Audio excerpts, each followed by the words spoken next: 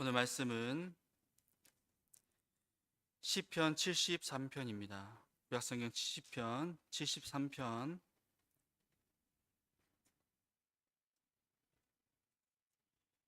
23절에서 28절까지입니다.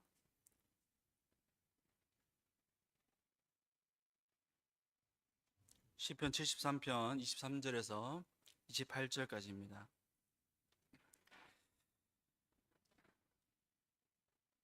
하나님의 말씀을 읽겠습니다.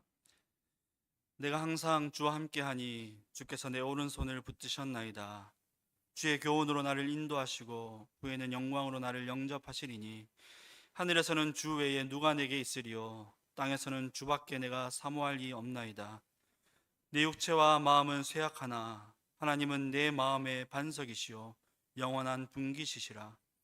무릇 주를 멀리하는 자는 망하리니 음녀같이 주를 떠난 자를 주께서 다 멸하셨나이다. 하나님께 가까이함이 내게 복이라. 내가 주 여호와를 나의 피난처로 삼아 주의 모든 행적을 전파하리이다. 아멘.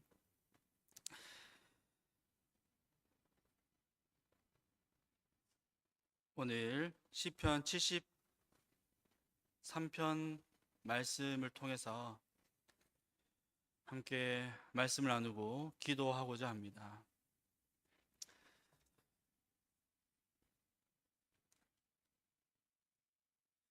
지난 몇 주 동안 주일 예배와 기도회 때 기도하면서 마음에 남았던 주제인데 오늘 함께 나누고 기도하면 좋겠다고 생각을 했습니다. 제목은 성소에서 다시 깨어나는 복입니다. 오늘 말씀을 세 가지 대지로 나눌 텐데, 첫째, 믿는 자의 실족함입니다.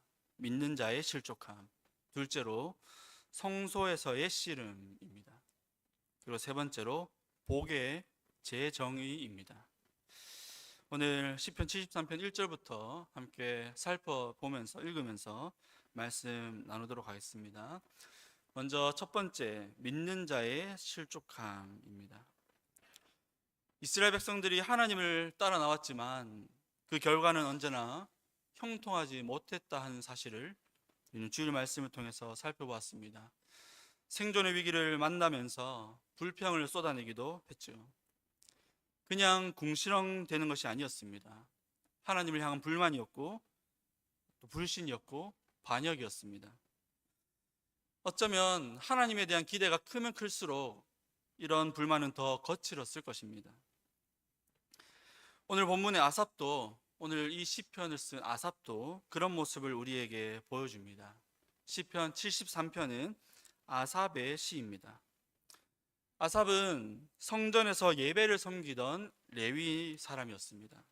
그리고 그는 다윗이 예배 질서를 세우는 과정에서 찬송을 맡아서 섬겼던 예배자였습니다. 그런데 그런 그도 실족하여 넘어질 뻔했다. 이렇게 오늘 시편이 고백하고 있습니다. 보십시오. 본문은 아주 정당한 신앙 고백으로 시작합니다. 1절 우리 함께 읽겠습니다. 시작. 하나님이 참으로 이스라엘 중 마음이 정결한 자에게 선을 행하시나. 아멘. 하나님은 언약에 신실하시고 참으로 공의로우신 하나님이시다. 이런 올바른 교리, 정당한 고백을 이 아삽은 가지고 있었습니다. 그런데 2절을 보십시오. 그 고백이 현실 앞에서 힘을 전혀 쓰지 못합니다. 현실 앞에서 무력한 고백이 되고 말았습니다. 2절 읽겠습니다. 시작. 나는 거의 넘어질 뻔하였고 나의 걸음이 미끄러질 뻔하였으니. 하나님에 대해 고백했지만 넘어질 뻔합니다. 고백이 무력하게 느껴졌다는 것이죠. 그 이유가 무엇입니까? 3절에서 고백합니다. 읽겠습니다. 시작. 이는 내가 악인의 형통함을 보고 오만한 자를 질투하였음이로다. 오만한 자, 그러니까 악인을 질투했다라는 것이죠. 이 질투는 단순히 부러워했다 정도가 아닙니다. 악인에 대한 부러움이 아니라 하나님의 통치에 대한 의심과 불만이 생겼다라는 뜻입니다.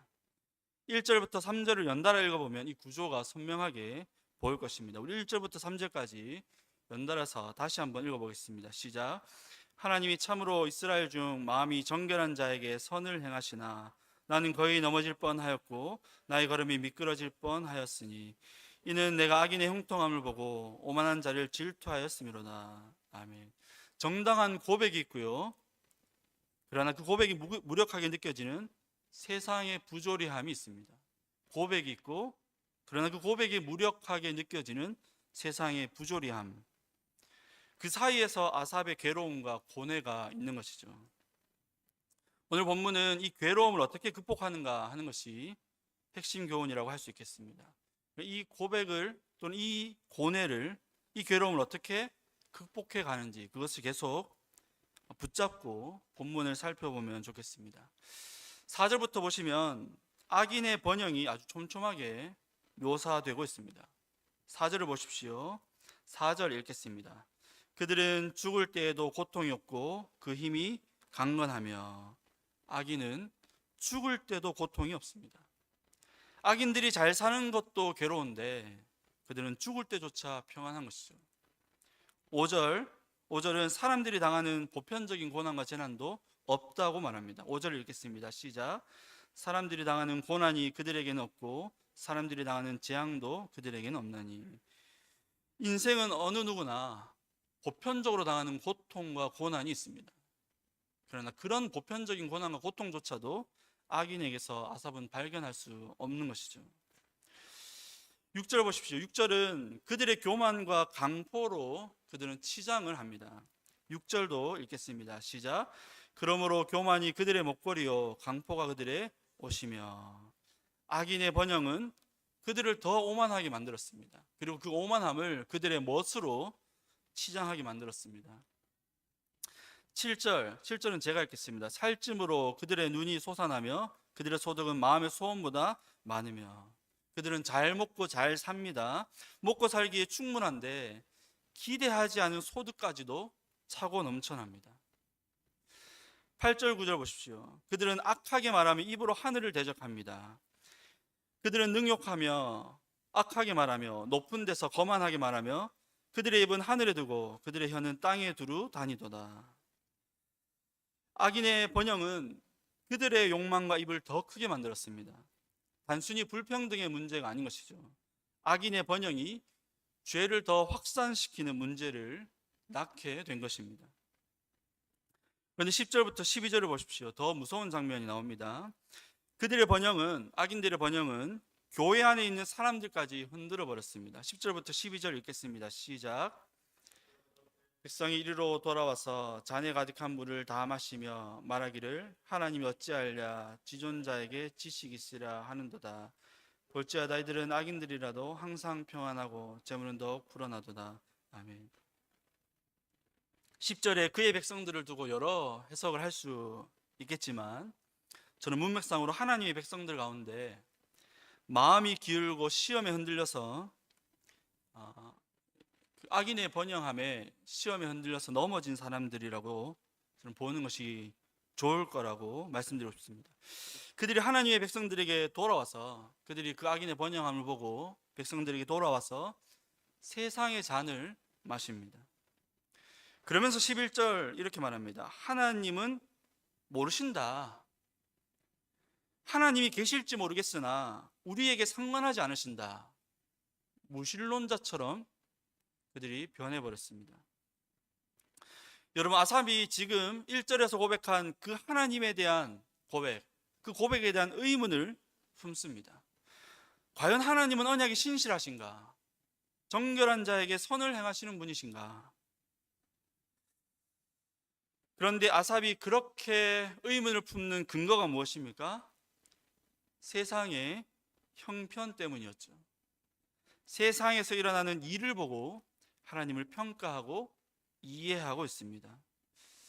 그래서 그런 의문이 생기는 것입니다. 하나님은 정말로 진실하신가? 세상의 일들을 보면 그래서 도무지 이해할 수가 없다. 그런데 이어서 펼쳐지는 더 큰 현실을 보십시오. 13절부터 16절입니다.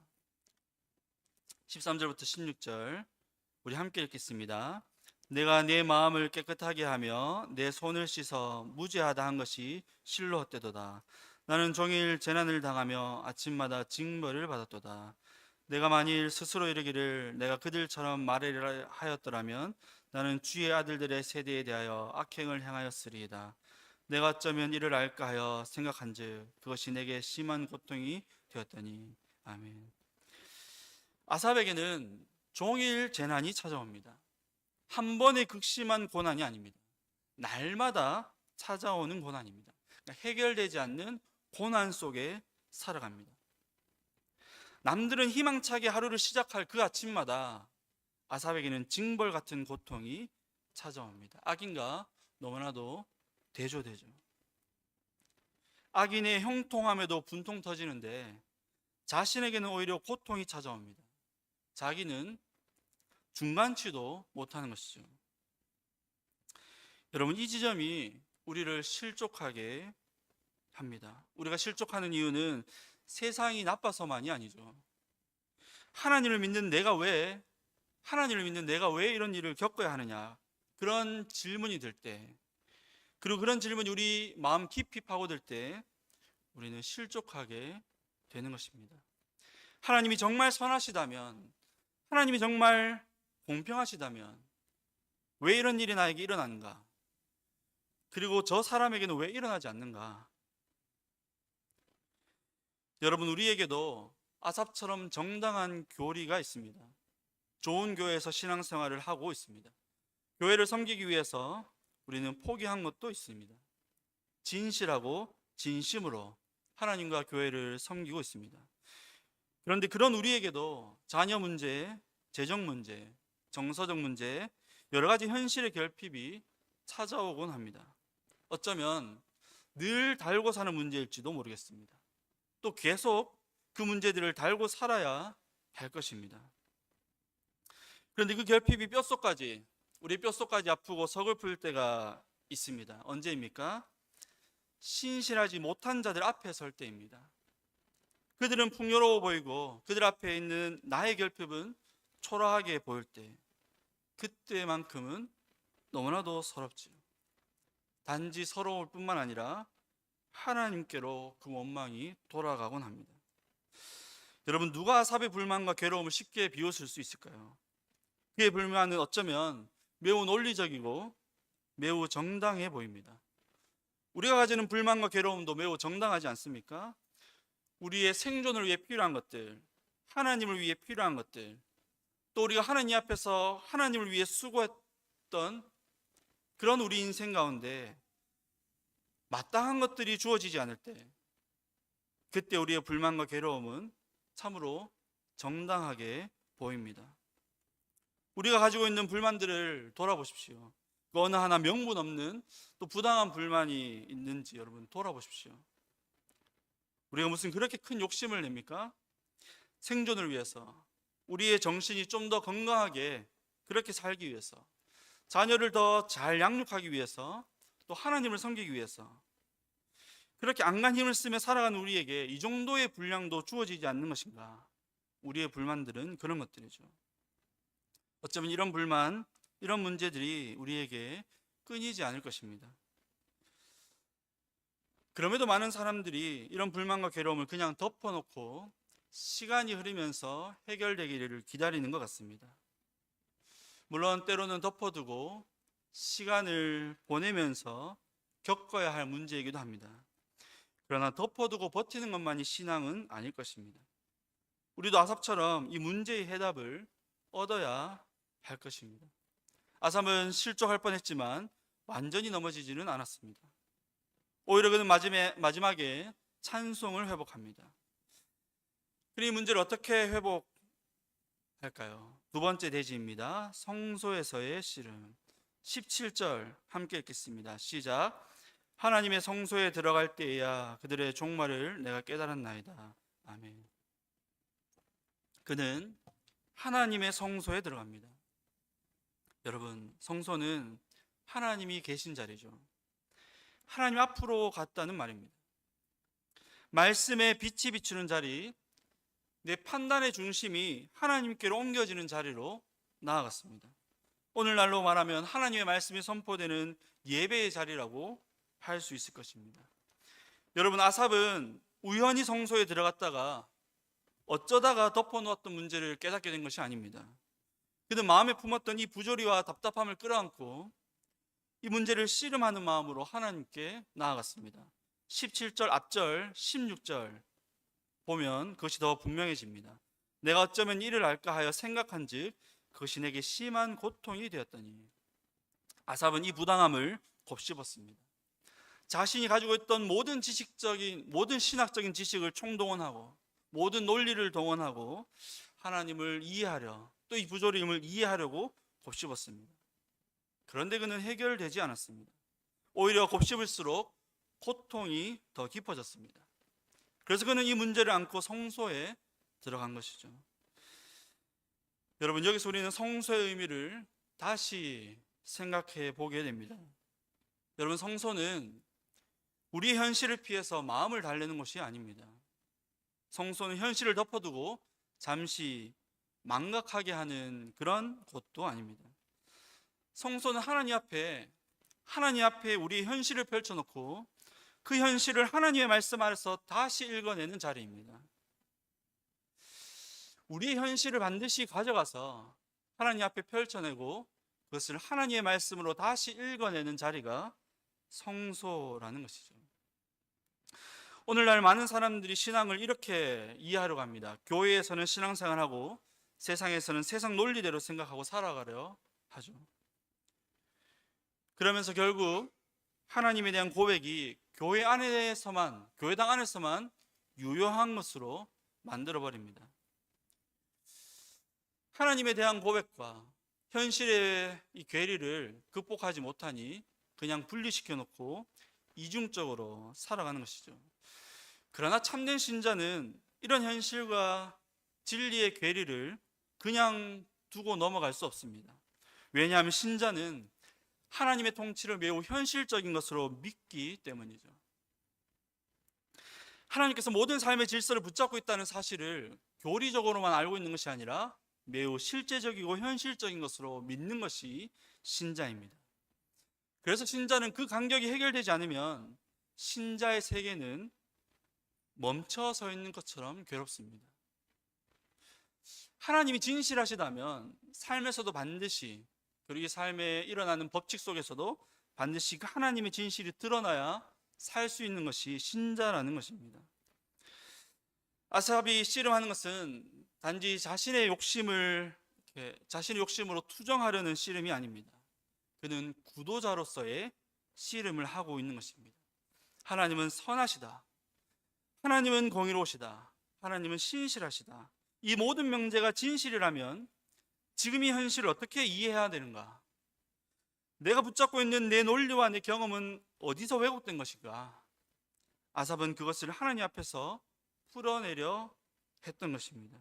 여러분, 하나님에 대한 진리는 어떤 느낌으로 소유하고 있는 것이 아닙니다. 우리는 하나님에 대한 명제, 하나님에 대한 고백, 진리를 느낌으로 자꾸 가지려고 합니다. 그러나 그 진리는 우리 삶에서 실제로 통용되어야 합니다. 세상 속에서 빛으로 발해야 하는 것이죠. 우리의 삶을 움직이고 우리 삶의 질서를 실제로 낳아야 합니다. 그래서 우리가 하나님을 신앙한다고 하지 않습니까? 신앙한다고 우리는 고백합니다. 신앙이란 단지 동의하는 것이 아닙니다. 믿을 신자에 우러러앙이 붙습니다. 우러러 향하고 기대하고 의지한다라는 뜻이죠. 그러니 하나님에 대한 교리를 배워서 그분을 신앙한다는 것은요, 그런 분으로 우리 삶 전체를 걸고 따른다는 것을 의미합니다. 그것이 우리의 교리라면 그 교리대로 하나님을 믿고 그분을 따른다. 우리 삶 전체를 걸어서 따른다고 할 때 우리는 신앙한다고 표현하는 것이죠. 그래서 신자는 이 간격을 그냥 덮어둘 수 없습니다. 하나님이 진실하시고 정의로우시다면 어째서 내 현실은 이러한가? 덮어두고는 못 사는 것이죠. 그러니 말씀을 듣는 자리, 그리고 기도하는 자리가 한편으로는 씨름의 자리라는 사실을 잊지 마시기를 바랍니다. 삶을 던져놓고 오시는 것이 아니라 삶을 가지고 오셔야 합니다. 여러분들의 고민, 여러분들의 질문 가지고 오셔서 씨름하여 결국에는 하나님의 말씀으로 해답을 얻으셔야 합니다. 이제 세 번째 대지입니다. 복의 재정의. 아삽이 성소에 들어가자 말씀의 빛 아래에서 새롭게 보이는 사실들이 있었습니다. 먼저 18절에서 20절입니다. 우리 18절에서 20절 함께 읽겠습니다. 시작. 그들이 주께서 참으로 그들을 미끄러운 곳에 두시며 파멸에 던지시니 그들이 어찌하여 그리 갑자기 황폐되었는가 놀랄 정도로 그들은 전멸하였나이다. 주여, 사람이 깬 후에는 꿈을 무시함 같이 주께서 깨신 후에는 그들의 형상을 멸시하리라. 아멘. 여러분, 아삽은 악인들의 현실을 부정하지 않습니다. 그들은 여전히 평안하게 살 것입니다. 여전히 강건해 보이고 여전히 넉넉한 재물 속에서 교만을 지향하며 살 것입니다. 겉으로 보면 그들은 전혀 흔들림 없이 살아갑니다. 그런데 말씀을 통해서 아삽은 그 현실 너머를 보게 됩니다. 이제 그는 악인의 현재가 아니라 악인의 종말을 보게 되는 것이죠. 18절은 그들의 자리가 미끄러운 곳이라고 말합니다. 그 종말을 통해 보았더니 그들이 선 자리는 미끄러운 자리구나. 그 종말의 눈으로 보았더니 그들의 멸망이 갑작스럽고 두려운 결말이 속히 오겠구나. 20절, 그들의 영화가 꿈처럼 사라지겠구나.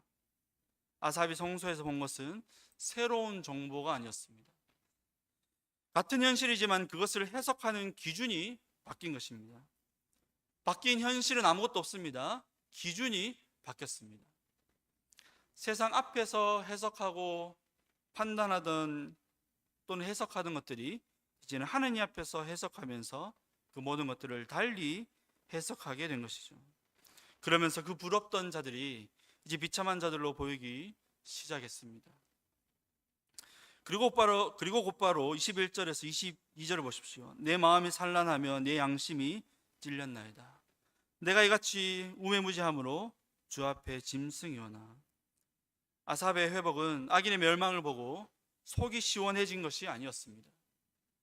단순히 그들을 보고 꼴 좋구나 그렇게 하는 것으로 그 마음이 회복된 것이 아니었습니다. 왜냐하면 하나님 말씀 앞에서 자기의 마음도 드러났기 때문이죠. 악인들의 현실만 드러난 것이 아니라 자신의 마음도 밝히 드러났습니다. 그 전에는 세상을 읽어내던 그 눈이 이제는 자신의 마음을 보게 되었습니다.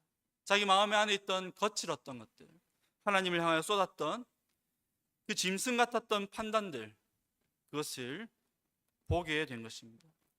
그리고 양심이 회복되었습니다. 그리고 23절 24절 우리 함께 읽겠습니다. 시작.